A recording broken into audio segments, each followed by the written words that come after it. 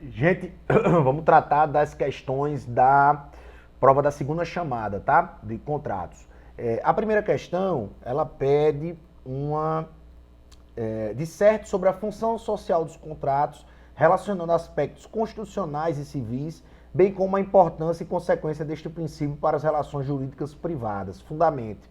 Então, nessa primeira questão, eu precisava que o aluno, né, ou aluna, tratasse da função social da propriedade, do artigo 2035 do Código Civil, no parágrafo único, que equipara a função social da propriedade, que está lá prevista na Constituição, artigo 170, e a função social dos contratos. Eu precisava que o aluno tratasse que a função social é uma mitigadora da autonomia da vontade, é uma mitigadora do pacta sunt servanda. A função social, ela tem duas eficácias: a eficácia interna, que significa que foi consequência da constitucionalização dos direitos do direito civil, não é? Ou seja, a presença dos direitos fundamentais na relação entre as partes, né? A horizontalidade da eficácia dos direitos fundamentais nas relações privadas, o que a gente tem chamado de constitucionalização do direito civil, a possibilidade de revisão contratual, de extinção contratual, de extirpação de alguma cláusula que afronte a função social ou afronte algum princípio constitucional, algum direito fundamental, tal qual a ampla defesa, o contraditório, e a eficácia externa também da função social dos contratos, que é a possibilidade de que, se aquele contrato violar algum direito fundamental, algum direito difuso, coletivo, de terceiros, cabe uma tutela externa do crédito pelo Ministério Público, pela Defensoria Pública, pelas agências de controle, tudo aquilo que nós discutimos sobre a função social dos contratos, que passou a ser uma disposição de ordem pública, que equiparou-se à função social da propriedade. Então, a discussão sobre função social, ela tem muito pano na manga, é um dos principais princípios que nós temos hoje no direito civil, sobretudo graças ao seu status constitucional. A função social é autorizadora e enseja a possibilidade da responsabilidade pré-contratual, da responsabilidade pós-contratual, mesmo quando não tenha mais o instrumento do contrato. Então, a função social tinha muito pano na manga e era mais ou menos essas questões que nós esperávamos que o aluno pudesse desenvolver.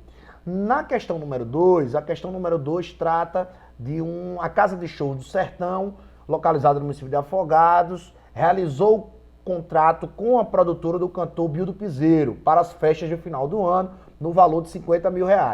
Acontece que, na data acertada para o show, o referido cantor não compareceu, tendo sido investido pela casa 20 mil em estrutura de som, palco e segurança, 15 mil em divulgação. Todos os 500 ingressos a preço de R$100 tinham sido vendidos. O dono da casa de show, ao falar com a produtora, que é inclusive esposa do cantor, casada na comunhão universal de bens, informou que entraria com um processo judicial para ter o valor do cachê de volta e todas as despesas gastas. E assim fez. Quem tem razão? Ora, aqui nós estamos tratando daquilo que está lá previsto no artigo 439 do Código Civil, que é a promessa de fato de terceiro.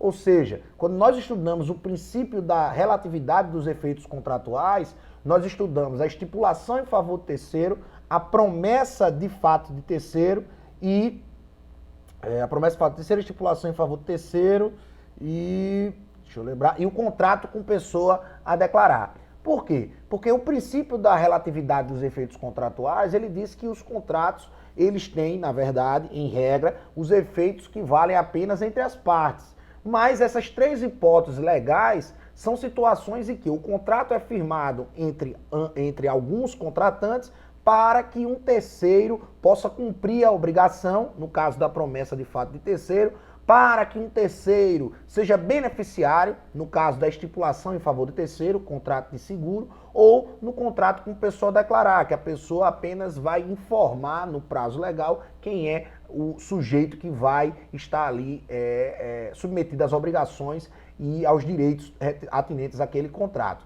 Então, na parte do princípio da relatividade dos efeitos contratuais, nós tratamos da promessa de fato de terceiro, que é a situação que é essa situação aqui da questão. Ou seja, a produtora de Bill do Piseiro fechou um contrato com a casa de show de Afogados da Engazeira. Ou seja, casa de show, produtora, para que o terceiro, o cantor Bill do Piseiro, possa fazer aquela obrigação que foi ali pactuada. A questão não trata em nenhum momento que Bill do Piseiro assinou o contrato conjuntamente. Então trata-se efetivamente da promessa de fato do terceiro. Qual é o detalhe da questão? A questão diz que a produtora é esposa de Bill do Piseiro e é casada na comunhão universal dos bens. Ou seja, todos os bens aí se comunicam, todos os bens de um é de outro, todos os bens de outro é de um. Então, nesse caso específico, o que é que diz o artigo 439? Que aquele que tiver prometido fato de terceiro responde pela perdas e danos quando este terceiro não executar. Então a produtora fechou o contrato com aquela casa, se o cantor não realizar o contrato, aquela produtora será responsabilizada nas perdas e danos. Mas o que é que diz o parágrafo único do artigo 439? Tal responsabilidade não existirá se o terceiro for cônjuge do promitente. Ou seja, nesse caso específico, a produtora é cônjuge do Bill do Piseiro. Então, nesse caso, diante dessa hipótese do parágrafo 1 do artigo 439, a produtora não será responsabilizada nas perdas e danos. Caberá apenas o ressarcimento do valor pago a título de cachê. Nada relativo a danos morais, danos materiais ou lucros cessantes, que a questão fala até dos ingressos que já foram vendidos, podem ser oponíveis ou indenizáveis pela produtora. Por quê? Porque a produtora, ela é cônjuge do terceiro, do cantor que iria realizar o fato. Então, o artigo 439 do Código Civil resolveria a questão. Então, o que deverá ser pago será a devolução em razão da vedação ao enriquecimento sem causa, né, que nós já estudamos. A vedação do enriquecimento sem causa obrigatoriamente determina a devolução daquele cachê. Mas as perdas e danos, a esposa, no caso aqui a produtora, não será responsável, tá? E a terceira questão trata da hipótese de evicção. Então vamos lá. Glauco comprou um caminhão seminovo, Mercedes, no valor de R$200 mil, junto à concessionária Sertão do Pajeú, em 30 de março de 2020. Teve gasto de R$2 mil com a transferência da propriedade, junto ao Detran, e fez um incremento no veículo para utilizá-lo para o transporte de animais, algo em torno de R$15 mil.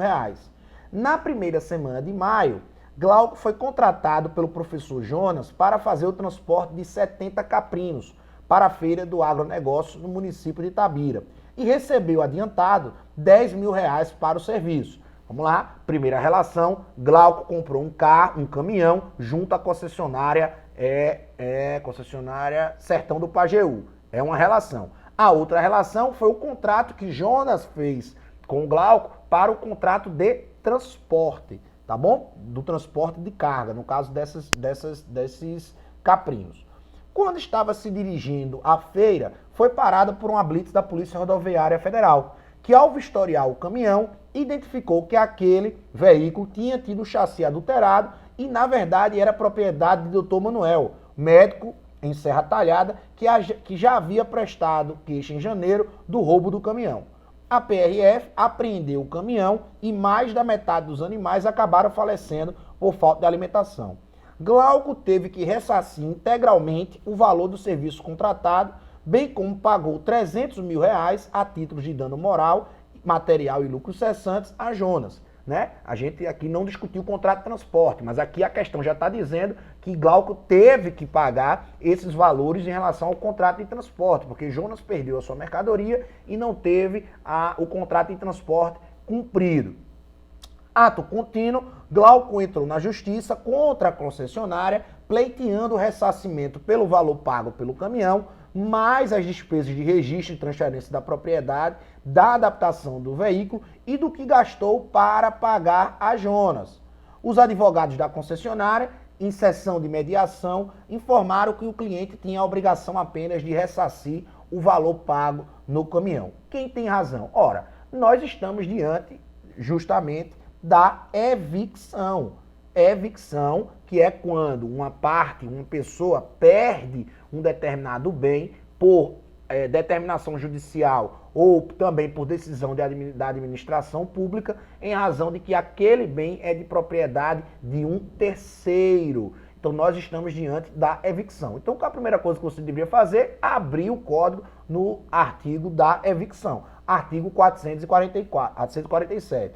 Nos contratos onerosos, o alienante responde pela evicção, ou seja, a evicção é uma garantia para aquele adquirente, para quem está comprando aquele bem, caso haja um vício. No caso, esse vício não é um vício redibitório, é um vício na própria propriedade, na titulação de quem é o titular do bem, o proprietário do bem ou o possuidor do bem, tá? Então, a evicção, ela é uma garantia para o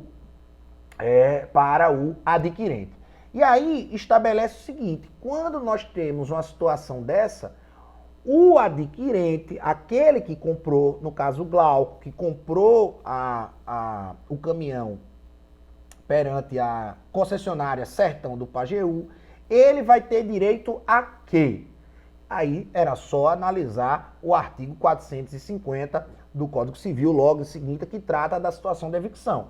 Salvo estipulação em contrário, tem direito o evicto, o adquirente, o evicto, é a mesma coisa, além da restituição integral do preço, ou seja, aquilo que ele pagou efetivamente pelo caminhão, a indenização dos frutos que tiver sido obrigado a restituir, a indenização pelas despesas do contrato e pelos prejuízos que diretamente resultaram da evicção, e as custas judiciais e os honorários advocatícios por ele constituído. Então, nesse caso específico, a concessionária deverá fazer a restituição do valor do caminhão. Qual foi o valor do caminhão?